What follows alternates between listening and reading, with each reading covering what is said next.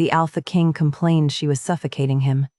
She overheard every word through the war room door, his voice raw with frustration, telling his captain he couldn't breathe with her, always hovering, always trying, always there. A stable girl turned queen by desperate magic. She had spent 3 months trying to earn the love of a mate who never asked for her. She brought him tea he didn't drink, attended councils where no one met her eyes, waited in their shared chambers wearing hope like a too thin nightgown, only to sleep alone again. His inner wolf had recognized her the moment the bonding rite forced their connection. She felt it in the way his scent called to hers, the way her own wolf whimpered, "Mate, mate, ours." But his conscious mind? His grief-shattered heart? Those belonged to the ghost of the queen who came before. So when he said she was suffocating him, when he begged for space before he lost his mind, she made a choice. She would give him exactly what he wanted. All the distance he could ever need, every inch of the freedom he craved. She would disappear so completely he'd forget she'd ever tried to love him at all. She didn't know yet that absence could be a sharper blade than presence, that the space she gave him would become the void that swallowed them both, and that the king who wanted her gone would soon be the man willing to burn his kingdom down to bring her back. But that understanding came later. In the beginning, there was only the sound of his voice through a closed door, and the feeling of her heart breaking so quietly no one even noticed. Kira stood before the mirror in her chambers, watching her reflection smooth the fabric of a gown she still didn't know how to wear properly. The silk felt wrong against her calloused palms. 3 months as queen, and she still moved through the palace like a trespasser in someone else's life. Her fingers traced the collar of the dress. Beneath it, her neck was unmarked. No claiming bite, no seal to the bond the council had forced into existence 12 weeks ago. She closed her eyes and let herself remember. The throne room had been cold that day. Torchlight flickered against stone walls older than memory, casting shadows that made the assembled council look like judges presiding over an execution. In a way, they were. High Priestess Marin stood at the center of the dais, her white hair gleaming, her expression carved from ancient pragmatism. Kira had been summoned from the stables without explanation. She'd arrived in her work clothes, smelling of hay and leather oil, her braid coming loose. The counselors barely glanced at her. She was a detail, a tool. "The kingdom is fracturing," Lord Gregor had said, his voice smooth as oiled steel. "The king's wolf has been feral for 2 years. We cannot sustain this." Kira's gaze had found King Caden then. He sat slumped on his throne, gray eyes hollow, dark hair unkempt. He looked like a man who'd stopped sleeping, stopped caring. His fingers gripped the armrests so tightly his knuckles had gone white. She'd seen that grip before. On horses half mad with fear. "The ancient rite requires only proximity and willingness," Marin said. "A bond can be formed without consent from both parties if the need is great enough. The magic will do the rest." Kira's stomach had dropped. "You want to... We've chosen you because you have no family to object," Gregor continued. "No political entanglements. And you've demonstrated an unusual ability to calm violent animals. The king's wolf may respond to you where it has responded to nothing else. Nobody. They'd chosen her because she was nobody." Marin's gaze had settled on Kira then, and something in those ancient eyes had looked almost kind. "You are stronger than you know, child. The bond will prove it." Kira had looked at Caden again, at the king who the 500th lost his mate in screaming agony 2 years prior. At the broken man the kingdom was willing to sacrifice her to save. She should have run. Instead, she'd heard herself say, "I'm willing." The ritual had been brief. Blood and proximity and words, in a language that tasted like copper on her tongue. Marin had bound their hands together, pressed their palms to an ancient stone that pulsed with warmth, and spoken the rite that would tether 2 souls whether they wanted it or not.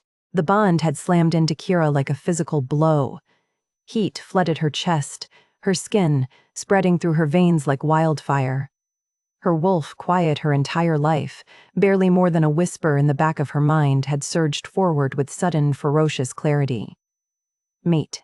The word had echoed through every cell in her body, Her wolf strained toward Caden, whining, desperate, certain in a way Kira had never been certain of anything. Across from her, Caden had gone rigid. His eyes flashed gold. His wolf had recognized her too. But when the ritual ended and Maren released their hands, Caden had pulled away as if she'd burned him.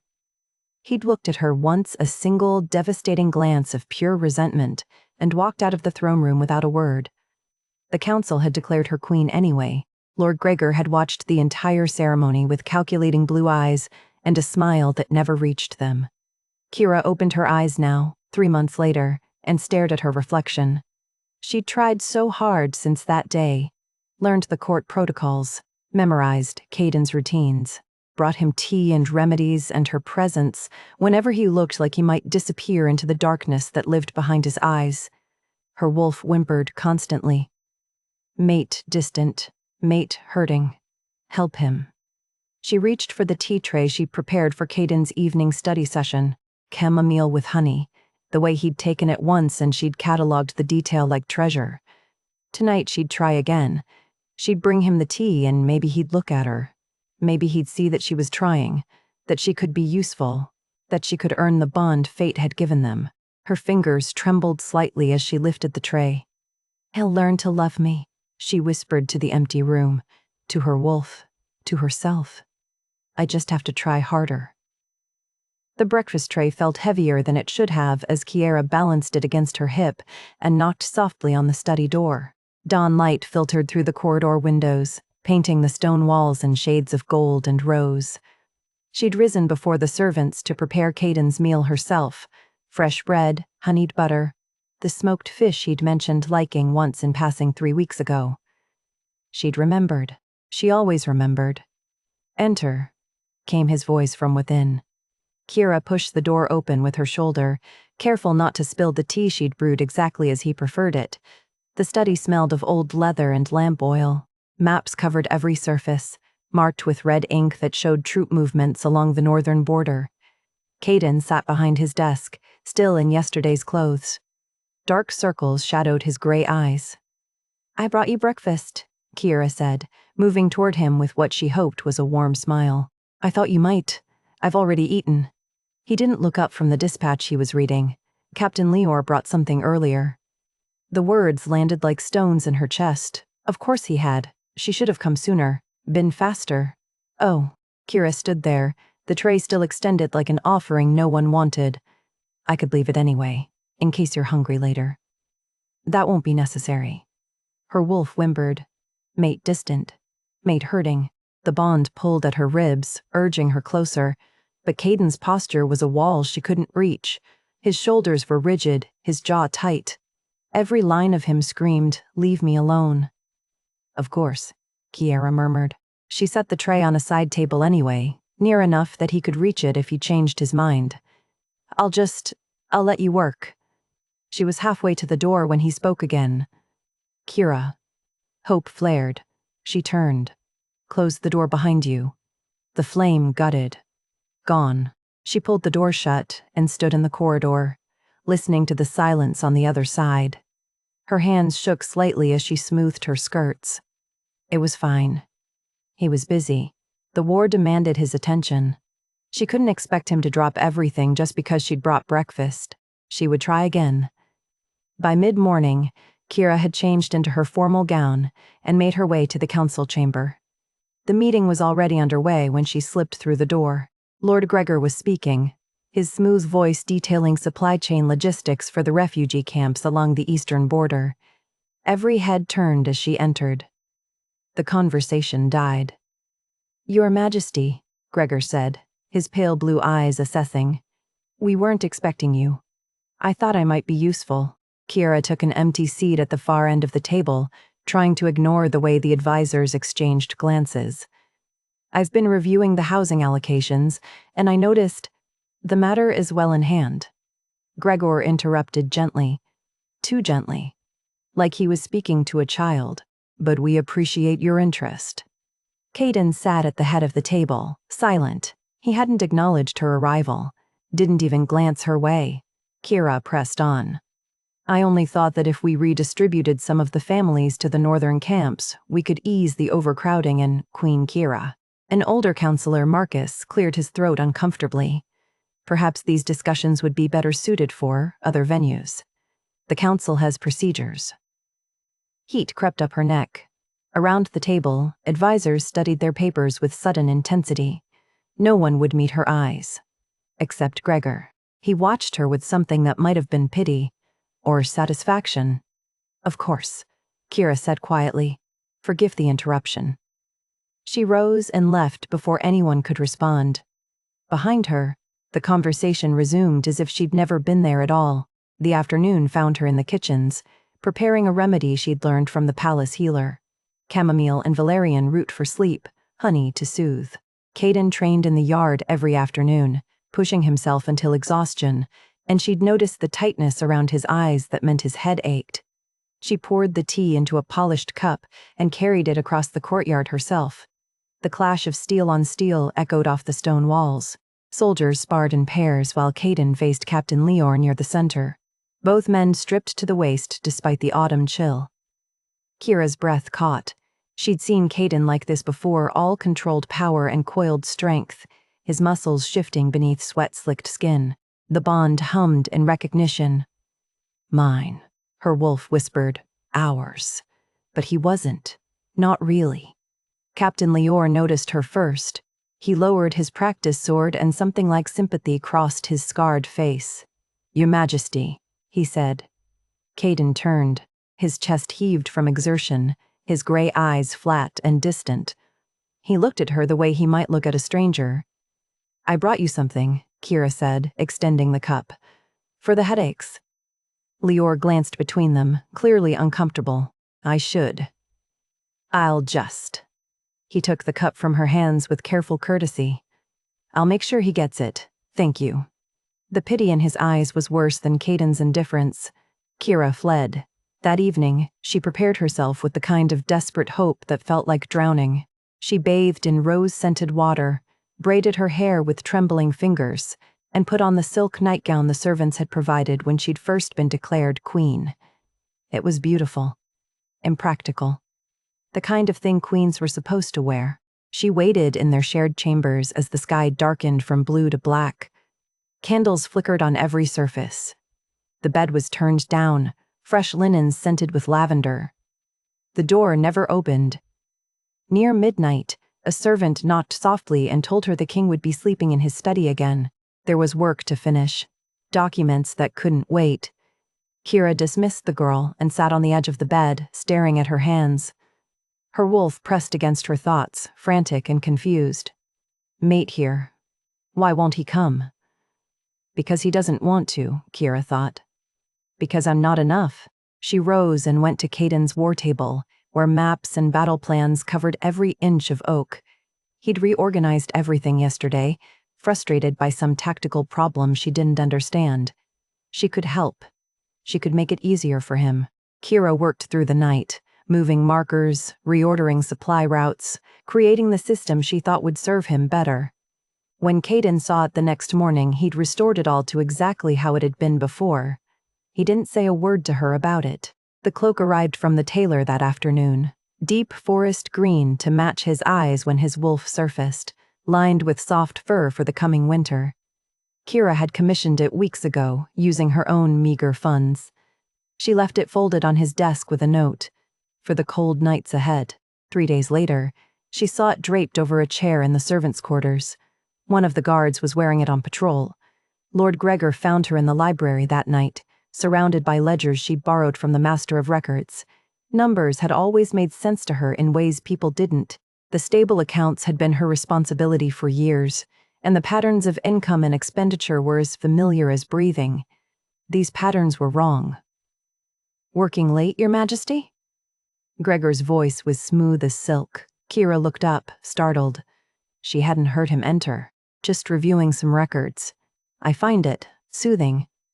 His gaze flicked to the open ledger, and something passed across his face too quickly to name. How admirable, though I wouldn't want you to strain yourself with such tedious matters. It's no trouble. Still, he moved closer, and Kira caught the scent of expensive cologne and something else, something that made her wolf bristle. A queen has more important duties than bookkeeping. Perhaps I could have these returned to the archives for you. That's kind, but I'm not finished yet. Gregor smiled. It didn't reach his eyes. Of course. Take all the time you need.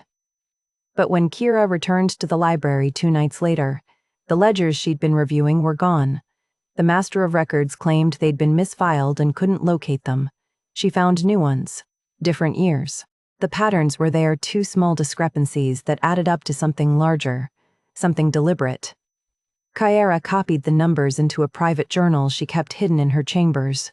Old habits from surviving on the streets before the palace took her in. Always have proof, always have a way out. The servants stopped meeting her eyes. When she passed in the corridors, conversations died. Maids curtsied and hurried away. Even the kitchen staff, who'd always been kind, began finding excuses to be elsewhere when she appeared. She was becoming a ghost in her own home. Tomorrow marked 3 months since the bonding ritual. 3 months of trying. 3 months of hoping. Kira sat alone in her chambers and made a decision. She would plan something special. A private dinner in Caden's rooms, just the 2 of them. No council, no war, no interruptions. She would show him she could be what he needed. Prove she was worth the bond fate had given them. Tomorrow night, everything would change. The evening air smelled of roses and roasted lamb as Kira supervised the final preparations in Caden's chambers. Candles flickered on every surface, casting warm light across the stone walls. She'd ordered his favorite foods, the lamb with rosemary he'd mentioned once, bread still warm from the ovens, wine from the southern vineyards. 3 musicians waited in the corner, instruments tuned and ready. 3 months. Tonight marked 3 months since the bonding ritual, and Kira had planned something perfect. Something that would show him she understood what he needed, that she could be the mate he deserved. Her hands smoothed her gown for the 10th time. Deep blue silk that the dressmaker had assured her brought out her eyes. She'd left her hair loose the way queens were supposed to wear it, dark waves falling past her shoulders instead of her usual practical braid. Tonight would be different. Tonight he would see her. "Everything is ready, Your Majesty," the head musician said softly. Kira nodded. "Wait here. I'll bring the king shortly." She left the chambers with hope burning bright in her chest. Her wolf pressed close to her thoughts, eager and yearning. "Mate," it whispered. "Tonight, please." The war room was on the opposite side of the palace. Kira's slippers whispered against stone as she made her way through dimly lit corridors. Torches guttered in their brackets, throwing dancing shadows. She rehearsed what she would say. Something light. Inviting, but not demanding. She wouldn't push. Wouldn't make him feel trapped. Just, "I've prepared something for our anniversary. Would you join me?" Simple. Easy. A choice he could accept without pressure. As she approached the war room, voices drifted through the heavy oak door. Caden's voice, and Captain Lior's deeper rumble. They were alone. Good. She could interrupt them briefly. Ask Caden to come with her, and I can't take another day of this. Caden's words stopped her hand inches from the door. His voice was raw, exhausted. "She's everywhere, Lior. I can't think, can't breathe. Every time I turn around, she's there with some new plan, or remedy, or crisis." Kira's hand fell to her side. Ice flooded her veins. "She's trying to help you," Lior said gently. "She cares. I know she cares." Frustration bled through every syllable, but I loved Liana because she gave me space to be myself. She understood that I needed room to think, to grieve, to just exist without someone hovering over me every second. Kira is suffocating me, Lior. I need her to stop before I lose my mind. The corridor tilted. Kira pressed her back against the cold stone wall, her breathing shallow and silent. Her wolf howled inside her chest, a sound of pure anguish that threatened to tear through her throat. "Have you talked to her?" Lior asked. "Told her? What am I supposed to say? That her devotion feels like drowning? That every time she looks at me with those eyes full of hope, I want to run?" The council forced this bond. I never asked for it. I never asked for her. Silence, heavy and damning. Then Lior, carefully, she's your mate, Caden. The bond. I know she means well. Caden's voice cracked. But I can't do this anymore. I just can't. Kira's fingers found the wall behind her, gripping stone until her nails ached. The bond in her chest twisted, a physical pain that stole her breath. Every careful gesture, every remedy, every attempt to be useful. He'd experienced them all as prison bars closing in. She was suffocating him. The truth settled over her like a weight she couldn't shift. All this time, she'd been trying so hard to earn his love that she'd never stopped to consider he might not want it, might never want it. That her very presence, her care, her desperate need to be enough, all of it was the problem. Move, her mind whispered. Before they hear you. Before they know. Kira pushed away from the wall and walked back down the corridor on trembling legs. She didn't run. Didn't let herself break until she was far enough away that no one would hear. The musicians were still waiting when she returned to Caden's chambers. They looked up expectantly, instruments at the ready. Leave, Kira said quietly. All of you. The king won't be coming tonight. But your majesty, the food, leave. They fled, taking their instruments and their pity with them. Kira stood alone in the room she'd decorated with such pathetic hope, candles everywhere. His favorite foods cooling on silver platters, wine breathing in crystal decanters. She moved through the space methodically, blowing out candles one by one. Darkness crept in with each extinguished flame. By the time she finished, only moonlight remained, silver and cold through the windows.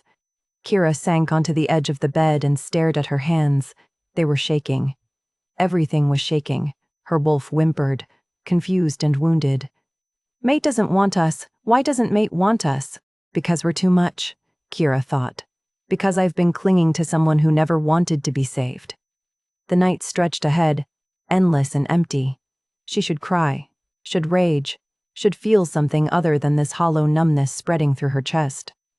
But there was nothing, just the cold understanding that she'd been fighting a battle that was already lost. She'd tried to earn love through usefulness, through constant presence, through making herself indispensable. And all she'd done was drive him further away. Dawn light was filtering through the windows when Kira finally moved again. Her decision had crystallized somewhere in the dark hours, hard and clear as glass. If Caden needed space, she would give it to him. Not the half measures she'd attempted before. Not the hovering disguised as consideration. Real space. Complete absence. She would disappear so thoroughly he'd forget she'd ever tried at all. Her wolf whimpered again, smaller now, weaker. Mate doesn't want us. Kira closed her eyes and felt something inside her go very still, very quiet. Then we'll set him free. By dawn, Kira had made her arrangements. The servants arrived to find her belongings already packed, stacked neatly by the door of the chambers she'd never truly made her own. Move these to the east wing, she told them quietly. The guest quarters will be sufficient. A young maid blinked in confusion. Your Majesty, the east wing hasn't been occupied in years. It's quite far from... That's precisely why it will suit me. The girl opened her mouth to protest, then caught the look on Kira's face and simply curtsied. By mid-morning, Kira had settled into rooms that smelled of dust and disuse. The furniture was covered in white sheets. No fire had been lit in the hearth for months. The windows overlooked the kitchen gardens instead of the sweeping views of the kingdom she'd grown accustomed to. It was smaller, quieter, forgotten, perfect. She dismissed the servants who'd helped carry her things, then called for the head housekeeper. The woman arrived breathless, clearly alarmed by the sudden move. You are no longer required to report the king's schedule to me, Kira said, or his whereabouts, or his moods. Release the staff from that duty as well. But Your Majesty, how will you? I won't. That's the point. The housekeeper's mouth worked soundlessly. If the king needs something, he has a palace full of people to attend him, Kira continued. I am not to be disturbed with such matters anymore. Is that clear? Yes, Your Majesty. Kira spent the rest of the day unpacking in silence. Her wolf lay curled and dormant somewhere deep inside, barely a whisper. The bond in her chest felt muted, as if she'd wrapped it in cotton, and tucked it away where it couldn't reach her anymore.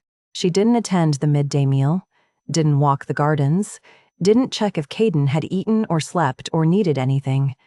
The freedom of it was terrifying. 2 days passed. Kira kept to her new chambers and the library, emerging only when she was certain the corridors would be empty. She took her meals alone, requested by servants who treated her with the kind of careful pity reserved for the mad or dying. When staff asked if she needed anything, she smiled politely and assured them she was fine. The lie tasted like ash, but she told it anyway.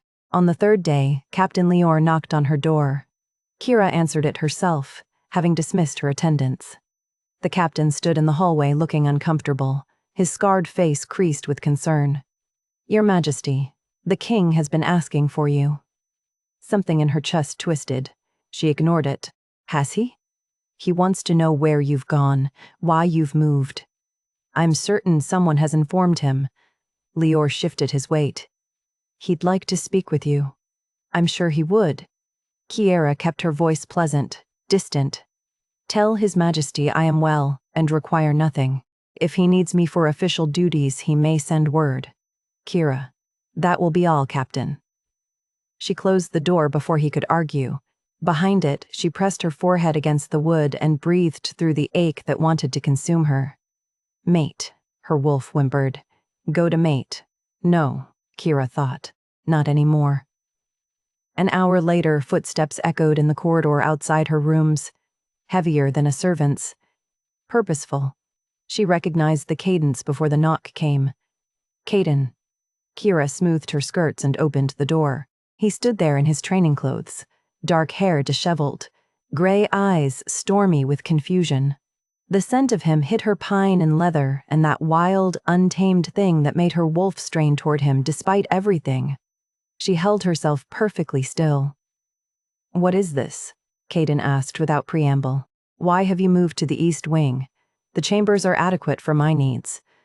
"That's not an answer." Kira stepped aside. "Would you like to come in?" He entered, his gaze sweeping the sparse room with growing incredulity. She closed the door and moved to the small table where she'd set up a tea service. Her hands didn't shake as she poured, years of practice hiding what she felt. "Tea?" she offered. "I don't want tea." Frustration bled through his words. "I want to know what's happening. You've moved. The servants say you've released them from reporting to you. You haven't attended a single meal or council session in 3 days. I didn't realize my attendance was required. It's not about requirements. It's about—" He stopped, running a hand through his hair. "What's going on, Kira?" She set the teapot down with careful precision, met his eyes. "You said you needed space. I'm giving you what you need." The words landed between them like stones dropped into still water. Caden stared at her. "I never told you to leave. You didn't have to." "That's not." He took a step closer, stopped when she didn't move to meet him. "I don't understand what you're doing. I'm setting you free." The words came out gentler than she'd intended. Kira forced herself to hold his gaze. "You never wanted this bond, never wanted me. I was trying so hard to be useful, to earn my place beside you, that I didn't realize I was making everything worse. So I've stopped. You're free now." "Free," he repeated, like the word was foreign. "Yes." Caden's jaw tightened. Something flickered across his face, confusion giving way to irritation. "This is punishment. You're angry, so I'm not angry." And it was true. The numbness had replaced everything else. "I'm just done suffocating you." He went very still. Recognition dawned slowly, like frost spreading across glass. He knew she'd hurt him. Kira watched the realization settle over him and felt nothing. Her scent was muted now, her wolf silent as death. She'd learned long ago how to hide everything that mattered. It was the only skill that had ever truly kept her alive. "Kira," Caden said, his voice dropping to something softer, almost uncertain. "If you heard me talking to Lior, it doesn't matter. It does. You were honest. That's more than most people manage." She moved to the door, a clear dismissal. "Use the time I've given you however you see fit. Work in peace, sleep without interruption. I won't bother you anymore." He didn't move toward the door, didn't leave. His gaze searched her face like he was looking for something he'd lost and couldn't name, but there was nothing to find. Kira had locked it all away. "Is this truly what you want?" he asked finally. "No," her heart screamed, her wolf whined. Every cell in her body ached to move closer, to press herself against him, to beg him to want her back. "Yes," she said. Caden stood there a moment longer, something like confusion warring with relief in his eyes. Then he nodded once and left without another word. Kira closed the door behind him and stood in the quiet of her new chambers. The bond in her chest felt like a wound that wouldn't heal. But at least now the bleeding was her own to manage. She'd survived worse than loneliness. She'd survived this too. The library ledgers arrived the next morning at her request. If Caden wanted space, she would fill the void with the one thing that had never failed her. Numbers. Mathematics didn't lie. Patterns didn't deceive. And somewhere in the palace accounts, there was a discrepancy she'd noticed weeks ago that needed investigation. Kira spread the books across her table and began to work, her mind finding familiar comfort in columns and calculations. Hours passed. The light shifted from morning to afternoon as she traced the same irregularity across 3 separate fiscal years. There. A pattern of small withdrawals that didn't match authorized expenditures. Always from discretionary funds. Always just below the threshold that would trigger review. Someone was stealing from the kingdom. Kira pulled out a blank journal and began copying entries, her old stable girl instincts reactivating. Always have proof, always have leverage, always know where the exits are. 2 weeks after Kira left, Caden woke screaming. His hands clawed at his chest, tearing at skin that bore no wounds. The nightmare clung to him like smoke. Liana's screams echoing through his skull, the smell of blood and death, the terrible wet sound of her final breath. He'd watched her die once. Now he watched it every night. The bed was soaked with sweat. His wolf thrashed inside him, frantic and feral, howling for something it couldn't name. Mate. Gone. Wrong. Caden dragged himself from the sheets and stumbled to the window. Dawn was still hours away. The palace slept in darkness around him, and he stood alone in chambers that suddenly felt too large, too empty, too cold. He'd gotten what he wanted. Space. Silence. Freedom from Kira's constant presence. Why did it feel like suffocating? Training was worse. Captain Lior called a halt after Caden collapsed for the 3rd time that week, his wolf refusing to cooperate, his body shaking with exhaustion that had nothing to do with physical exertion. "You need rest," Lior said, crouching beside where Caden knelt in the dirt. "I need to be stronger." Caden forced himself upright, reached for his practice sword. His hands trembled. "The northern border. The border is holding. You're not." Lior's voice was gentle but firm. "When's the last time you slept through the night?" Caden didn't answer. Couldn't remember. "You're dying without her." The words hit like a blow. Caden's jaw tightened. She was the problem. Was she? She was always there, always hovering. I couldn't think, couldn't breathe. And now? Lior stood, offering a hand Caden ignored. "How well are you thinking now? How easily are you breathing?" Caden shoved himself to his feet and walked away. The council meeting that afternoon was a disaster. Caden forgot which supply routes they were discussing, snapped at an advisor who questioned his troop deployments, and lost track of the conversation entirely when Lord Gregor mentioned something about grain shipments. "Your Majesty?" Marcus, one of the older counselors, looked at him with poorly concealed concern. "Did you hear the question?" Caden hadn't. His mind had drifted to the East Wing, wondering if Kira was in her chambers or the library, if she was eating enough, if she... He forced his attention back. "Repeat it." Marcus exchanged glances with Gregor. "We were asking about your decision on the refugee housing expansion." Caden had no memory of anyone requesting a decision. "I'll review the proposal and respond tomorrow." "Of course, Your Majesty." Gregor's voice was smooth as silk. Too smooth. "We understand you have much on your mind." The meeting ended early.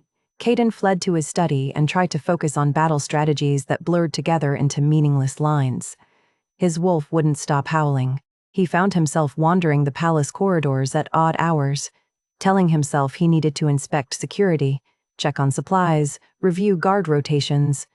But his feet always led him toward the east wing, toward her.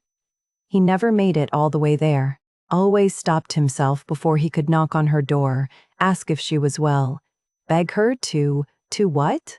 Come back? So he could resent her presence again?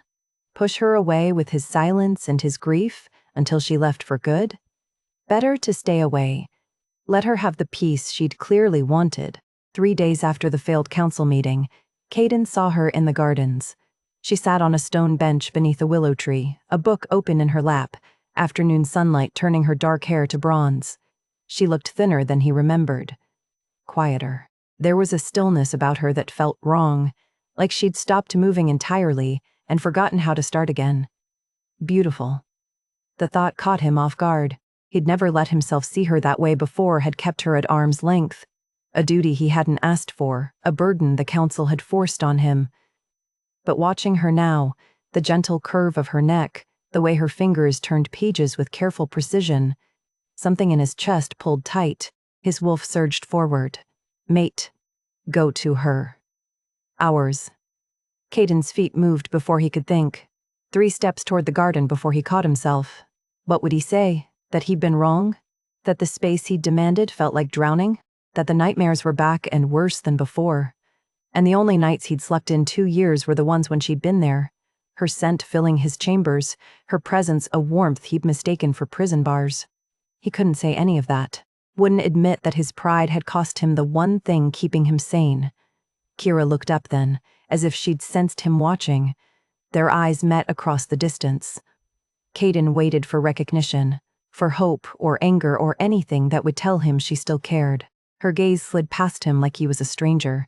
She returned to her book without acknowledgement. The dismissal stung worse than any blow he'd taken in training. She's punishing you, he told himself. Playing games, trying to make you feel guilty for wanting what any man would want. Space to think, room to breathe, freedom from constant scrutiny. But even as he thought it, he knew it was a lie. Kira wasn't punishing anyone. She was just gone. That evening, Lord Gregor requested a private meeting with 3 senior council members. Caden wasn't invited.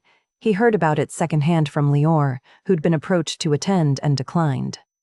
What did they want? Caden asked. Lior's expression was grim. To discuss concerns about your fitness to rule. The words should have sparked rage. Instead, Caden felt only a dull, heavy weight settling in his chest. Based on what? Your deteriorating condition, the failed mate bond, the public embarrassment of your queen retreating to the far wing of the palace. Lior paused. Gregor suggested that perhaps the forced bonding broke you further, that Kira's withdrawal proves even she has given up hope. She hasn't given up. The defense came automatically. I asked her to, did you? Lior's gaze was steady. Or did you complain to me about feeling suffocated, and she overheard and drew her own conclusions? Caden went very still. She heard us, Lior said quietly. That night in the war room. She was coming to invite you to dinner. There were musicians waiting, food prepared. She heard every word you said about needing space, about Liana giving you room to breathe, about Kira suffocating you. And she left. The next morning, she moved out. The floor tilted. How do you know? Because I'm not blind. And neither is the rest of the palace. Everyone knows, Your Majesty. Everyone except you. Caden sank into his chair. His wolf howled, clawing at his ribs, desperate to get out, to go to her, to fix what he'd broken. But it was too late. She'd made her choice, given him what he asked for, and he was dying without her. Midnight found Caden standing outside Kira's door in the east wing, hand raised to knock, heart beating so hard it felt like it would crack his ribs. He could apologize, tell her he'd been wrong, beg her to come back. But what if she said no? What if she looked at him with that same empty calm she'd worn in the garden, and said she was happier without him. What if his confession only drove her further away? Caden's hand fell to his side. He walked back to his chambers alone, the bond in his chest aching with every step, and his wolf's howls followed him into another sleepless night. The closed council session convened at Lord Gregor's request 1 month after Kira's withdrawal. 5 senior advisors gathered in the smaller chamber, voices hushed and doors barred to palace staff. Captain Leor attended reluctantly, his scarred face tight with suspicion. Gregor stood at the head of the table, silver threading his dark hair, hands folded in a posture of grave concern. "Gentlemen, we must address what we all see but hesitate to name." "And what is that?" Leor asked, his tone sharp. "The king's deterioration." Gregor's voice was silk over steel. "His mate bond has failed. The queen has retreated in what can only be described as public humiliation. King Caden is collapsing under burdens no ruler should bear alone." Marcus, the older counselor, shifted uncomfortably. "The king has been under strain, certainly. But to suggest he forgets meetings," Gregor interrupted gently. "Snaps at advisors. Cannot complete training sessions without collapsing. The servants report nightmares, screaming, violence against his own chambers." He paused, letting the words settle. "Gentlemen, the grief madness that nearly destroyed this kingdom 2 years ago has returned, and this time, even his forced mate has abandoned him." "She didn't abandon him," Leor said. "She gave him what he asked for." "Did she?" Gregor's pale blue eyes were calm, calculating. "Or did she realize what we're all too afraid to say, that the king is broken beyond repair?" 2 counselors exchanged glances. Gregor saw it and pressed forward. "I propose we call a vote of confidence before the full council of Alphas, 2 weeks hence. Give King Caden the opportunity to demonstrate his fitness to rule, or allow the kingdom to move forward with stronger leadership." "That's treason," Leor said flatly. "It's mercy." Gregor's voice softened. "For him and for us. If the king cannot maintain even the most basic bond with his own mate, how can he lead a kingdom through war?" Marcus cleared his throat. "What would happen if the vote passes against him?" "A regency council would assume temporary governance until His Majesty recovers." Gregor spread his hands. "We all want what's best for the kingdom. Surely we can agree on that." The vote was called. 3 counselors supported the proposal immediately, men Kira would have recognized from her journal, their names appearing beside unexplained expenditures and gambling debts. 2 remained uncertain but didn't object. Captain Leor argued fiercely, his voice rising with each point, but he lacked the political weight to stop what was already in motion. The proposal passed. A vote of confidence would proceed in 2 weeks. Gregor smiled his warm, grandfatherly smile. The king need not be informed immediately. We wouldn't want to add to his distress before the formal summons is issued. Leor left the chamber with fury written across every line of his body, but there was nothing he could do. The wheels were turning, and Caden, lost in his own unraveling, didn't even know he was about to fall. The palace forge smelled of smoke and hot metal, sounds of hammer on anvil echoing off stone walls. Kira had claimed the space 2 weeks ago when her chambers became too small, too quiet, too full of thoughts she couldn't silence. Working metal helped. The heat of the forge, the rhythm of shaping iron, the simple satisfaction of creating something useful from raw material. It gave her hands purpose and her mind respite from the constant ache in her chest. She'd made 3 sets of horseshoes, 24 nails, and a set of fire pokers that the head cook had commissioned. The work was familiar. Grounding. It reminded her of who she'd been before the council chose her, before she became a queen who wasn't wanted. The hammer fell in steady beats. Her arms burned with exertion. Sweat dampened her simple work dress, and soot streaked her skin. But she didn't stop. Footsteps approached across the courtyard. Kira didn't look up until a servant girl cleared her throat nervously. "Your Majesty?" Kira set down her hammer, wiping her forehead with the back of her hand. "Yes?" "I thought you should know." The girl twisted her apron, clearly uncomfortable. "Lord Gregor has called for a vote of confidence. 2 weeks from now, the full council of Alphas will judge whether the king is fit to rule." The anvil seemed to tilt, Kira's hands stilled. Does the king know? Not yet, your majesty. Lord Gregor said they'd inform him when the formal summons is issued. Which meant Gregor wanted Caden blindsided. Unprepared. Easy to topple. The girl hesitated. I thought, since you're the queen, you the 500th want to know. Kira nodded slowly. Thank you. You may go. When she was alone again, Kira stared at the half-formed horseshoe cooling on the anvil. The pieces fell together with terrible clarity. Gregor had been waiting for this, for her to leave, for Caden to collapse without her stabilizing presence, however smothering that presence had been. She'd noticed the discrepancies in his accounts weeks ago, documented them carefully, but she'd been so focused on her own heartbreak that she hadn't seen the larger picture. Gregor was making his move now because she'd withdrawn, because with her gone, Caden was vulnerable, isolated, falling apart in ways the entire court could witness, and she had the evidence that could stop it. Months of embezzlement carefully recorded in her journal, hidden in her chambers. Proof that Gregor was the one bleeding the kingdom dry, not Caden's grief madness. But using it meant breaking her promise, meant inserting herself back into Caden's life after she'd sworn to give him space, meant risking his hatred when he'd already made it clear her presence suffocated him. Kira picked up her hammer again, but her hands were shaking too hard to work. She set it down and pressed her palms flat against the warm metal of the anvil. Stay silent. Let him face this alone. Keep your promise and your distance, or break your word. Risk everything. Save a man who never wanted to be saved. Her wolf stirred for the first time in weeks, a low growl building in her chest. Mate in danger. Protect. He doesn't want me to protect him, Kira whispered. But even as she said it, she knew it didn't matter. She'd spent her whole life surviving. And survival meant recognizing when the predators were circling. Gregor was a predator. And Caden, for all his power and his crown and his pride, was too broken to see the trap closing around him. Kira straightened, walked back to her chambers, retrieved her journal from its hiding place beneath her mattress. She stared at the careful columns of numbers, the dates and amounts that told a story of systematic theft. This was leverage.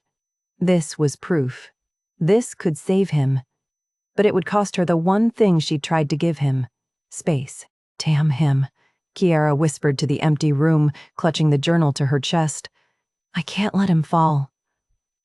10 days before the vote, Kira stood outside Caden's study with her journal clutched against her chest and her resolve threatening to shatter with every breath.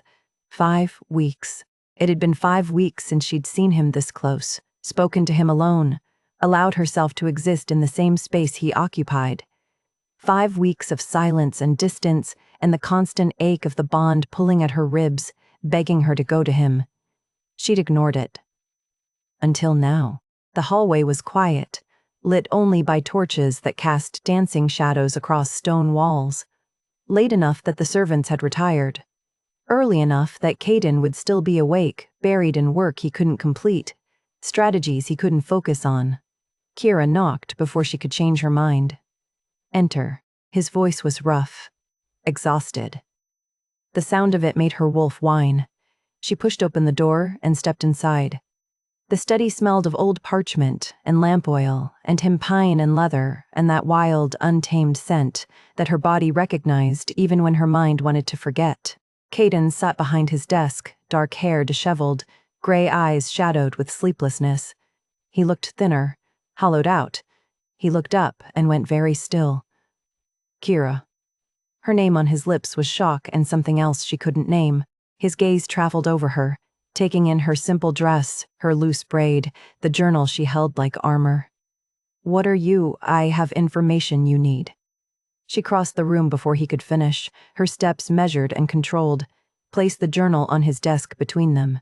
Lord Gregor has been stealing from the kingdom for 2 years. This is proof. He's calling the vote to remove you before you discover it. I thought you should know. Caden stared at the journal. At her. Back to the journal. What vote? So Gregor had kept him in the dark. Of course he had. A vote of confidence before the full council of alphas. 10 days from now, they're questioning your fitness to rule. Kira kept her voice steady, clinical. Gregor orchestrated it. The evidence is all there. Caden opened the journal with hands that weren't quite steady. His eyes scanned the first page, then the second, moving faster as understanding dawned. Dates, amounts, falsified ledgers, months of systematic theft documented in her careful handwriting. How did you... He looked up at her, and something in his expression cracked. When did you find this? I've been reviewing the accounts since I left. There was nothing else to do. She folded her hands to keep them from shaking. The pattern became clear once I had time to look properly. You've been protecting the kingdom while I... His voice roughened, broke on the words. I wasn't protecting you. Kira cut him off before he could finish. I was protecting the kingdom. There's a difference. The lie tasted bitter. They both knew it was a lie. Caden's wolf surged to the surface, turning his eyes gold. She could feel the bond flaring between them, his emotion bleeding through despite her attempts to keep her own walls intact. Beneath her careful control, she knew her scent was betraying her, carrying the grief she couldn't quite hide, the longing she'd tried so hard to bury. He pushed back from his desk, moved toward her. Kira took a step back. Don't. He stopped. The single word had come out sharper than she'd intended, edged with panic. Kira, please. You said I suffocated you. Her voice was quiet now, steady. I won't make that mistake again. I was wrong. Were you? She met his eyes and let him see the truth. I was everywhere, hovering, desperate for you to notice me, to want me, to see me as something other than the burden the council forced on you. Everything you said was true. It wasn't. It was. Kira moved toward the door, toward escape, before the bond could drag her back to him. Use the evidence however you need to. Expose Gregor. Save the kingdom. But don't expect me to stay and watch. Kira, wait. Caden's hand reached for hers, his fingers brushing her wrist. The contact shot through her like lightning. Her wolf surged, desperate, keening. Mate, touch, stay. She jerked away before she could lean into it. Don't. The word came out broken this time. You wanted space. I gave it to you. That doesn't change just because you need something from me now. I don't need something from you. His voice dropped, raw and aching. I need you. I was wrong, Kiara. I was drowning in grief and I took it out on you, and I... Stop. She couldn't hear this, couldn't let herself hope that anything had changed. You got what you wanted. Peace. Quiet. Freedom. Don't ruin it now, just because Gregor is trying to take your throne. This isn't about Gregor, isn't it? Kira turned in the doorway, finally looking at him fully. He stood there in the lamplight, powerful and broken and desperate, and every cell in her body screamed at her to go to him, to close the distance, to let him pull her close and tell her she was wanted after all. But she'd tried that once, given everything she had, and it hadn't been enough. Use the evidence, she said quietly. But don't expect me to stay and watch. She walked away before he could respond, before her resolve could crumble, before she could make the same mistake twice. Behind her, Caden called her name one more time. She didn't turn around. She made it halfway down the corridor before her legs gave out, and she had to brace herself against the cold stone wall, breathing through the pain in her chest that had nothing to do with distance and everything to do with walking away from the only person her wolf had ever wanted. In his study, Caden slumped in his chair, the journal open before him, filled with evidence that his mate had been protecting him even after he'd driven her away, and his wolf howled in despair. The Grand Council chamber was filled to capacity when the vote of confidence began. Alphas from across the kingdom occupied the tiered stone benches, their combined power making the air thick with authority and judgment. Torches lined the walls, casting flickering light across ancient banners that bore the symbols of 100 territories. Caden sat at the center of it all, isolated on the throne reserved for the accused, and looked like a man who'd already surrendered. Kira watched from the shadows near the entrance, her forge clothes rough against her skin, soot still streaking her hands. She'd spent the morning working metal, trying to convince herself she could stay away, that Caden had Gregor's evidence now and could defend himself. But her wolf had clawed at her ribs until she'd finally given in and come. Lord Gregor stood before the assembled alphas, silver hair gleaming, voice smooth and sorrowful. "We gather today not in judgment, but in mercy. King Caden has served this kingdom with honor, but the burdens he carries have become too great." Murmurs rippled through the chamber. 2 years ago, we all witnessed his grief madness when Queen Liana died. We forced a new bond to save him, to save the kingdom. Gregor's gaze swept the room. But the bond has failed. His own mate has retreated in what can only be described as public abandonment. The king suffers nightmares, forgets crucial meetings, collapses during training. Servants report violence, screaming, behavior that mirrors the madness we feared would destroy us all. Caden didn't move, didn't defend himself. He sat there hollow-eyed and silent, while Gregor produced testimonies, one after another, painting a picture of a king too broken to rule. Kira's fingers tightened on the journal she carried. "Not yet. Even his mate has given up hope," Gregor continued, his voice heavy with manufactured sympathy. "Queen Kira's retreat to the far wing speaks louder than any testimony. When even the woman bound to him by fate cannot bear his presence, how can we ask the kingdom to trust his leadership?" Captain Lior shifted in his seat, his scarred face tight with fury, but he'd already used what little political capital he had. There was nothing left he could do. "I propose a regency council," Gregor said. "Temporary governance while His Majesty recovers. A mercy, gentlemen. For him and for the kingdom he's served so well." The chamber fell silent. Gregor's pale blue eyes gleamed with satisfaction. "Those in favor of the vote of confidence signify—" The chamber doors slammed open. Every head turned. Kira stepped into the light, still wearing her work clothes, her hair in a practical braid, soot smudged across her cheek. She looked nothing like a queen. She looked like exactly what she was, a blacksmith's daughter who'd been dragged into a world that never wanted her. But she walked toward the center of the chamber with her spine straight and her chin high, and the alphas went silent. "Your Majesty," Gregor said, his voice strained with false concern. "This is a closed session. I'm the queen." Kira's voice carried through the vast space. "I have every right to be here." She reached the center and turned to face the assembled alphas, ignoring Gregor's attempt to position himself between her and the council. "You've been told that King Caden is unfit to rule, that his grief has made him unstable, that even I have abandoned him." She paused.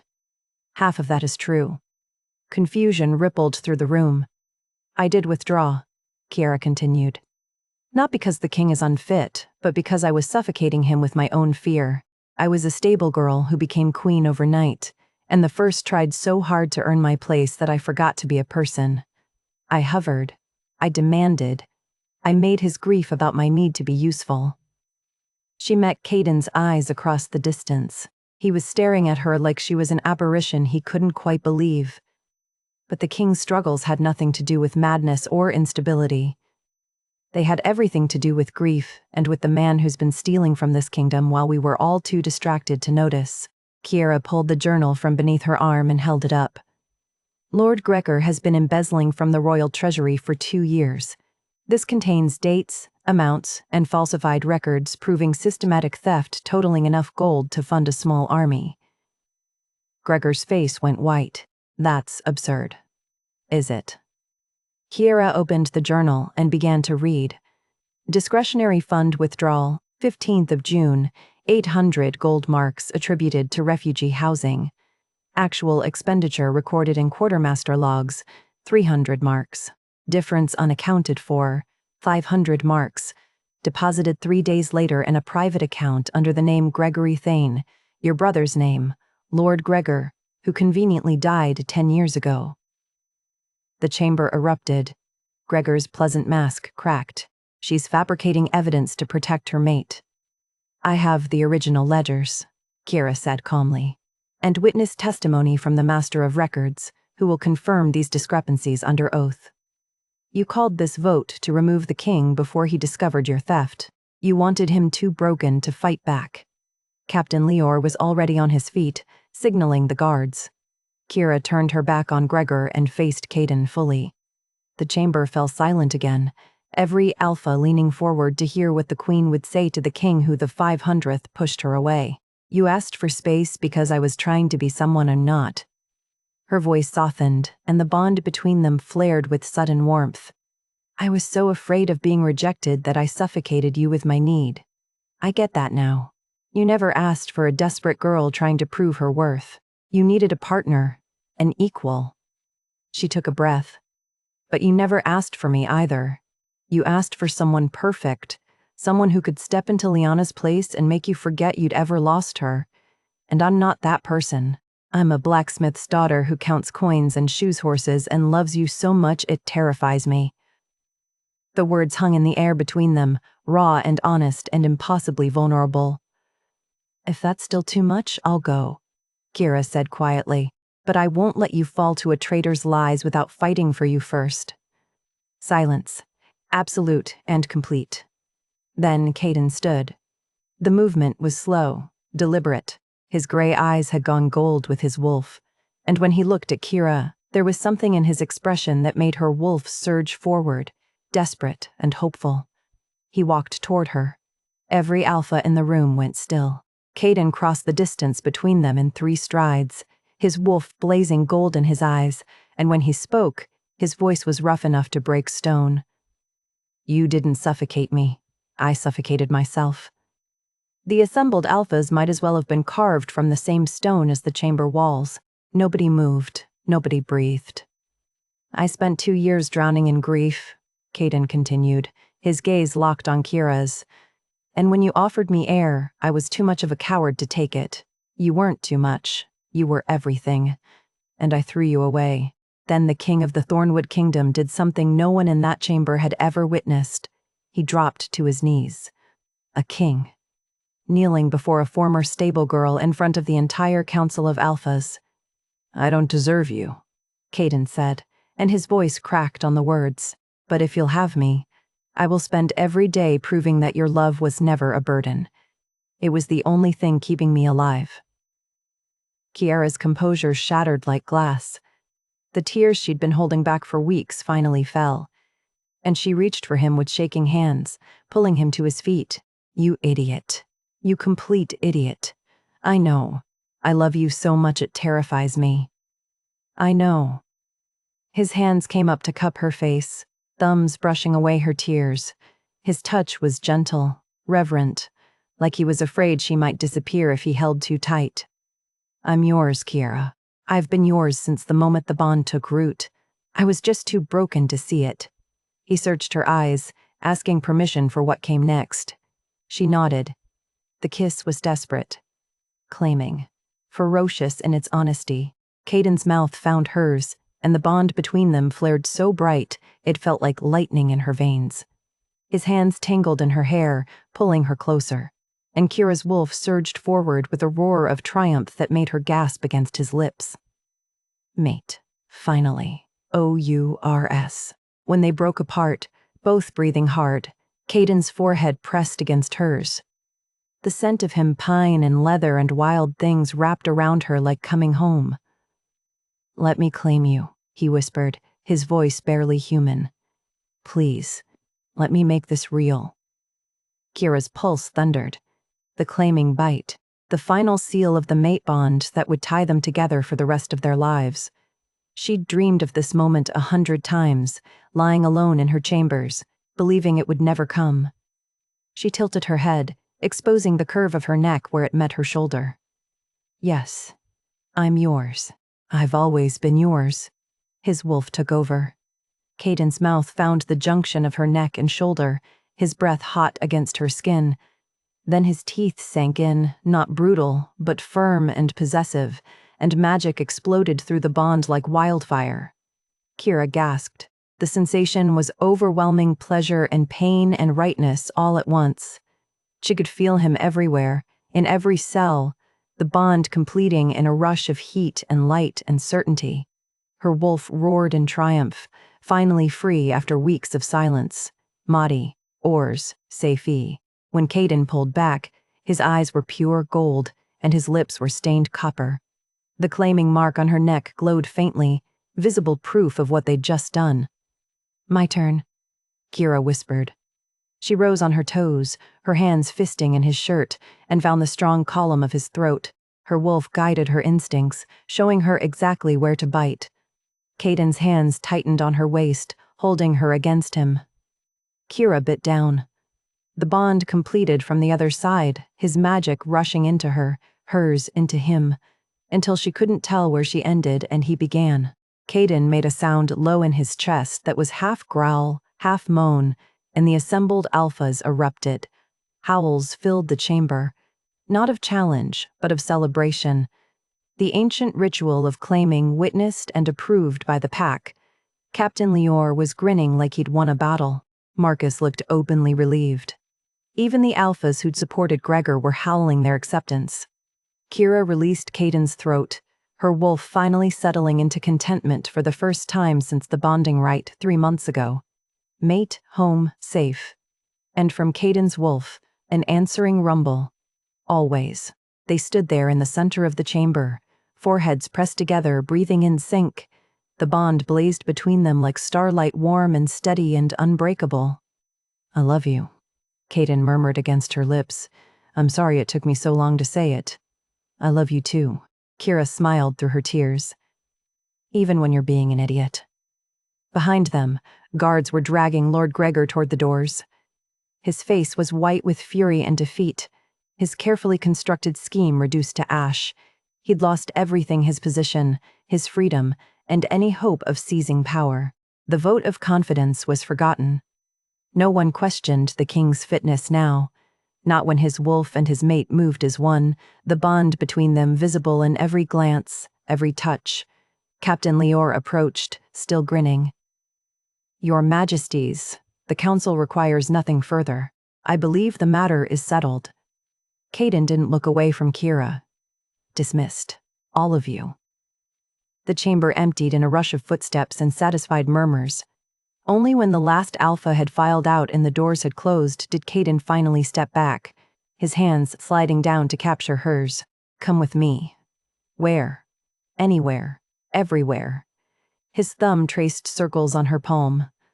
"I've wasted so much time pushing you away. I don't want to waste another second." Kira looked up at him, this king who the 500th broken her heart, and then kneeled before an entire council to put it back together, and felt the bond hum with certainty. This was real. This was right.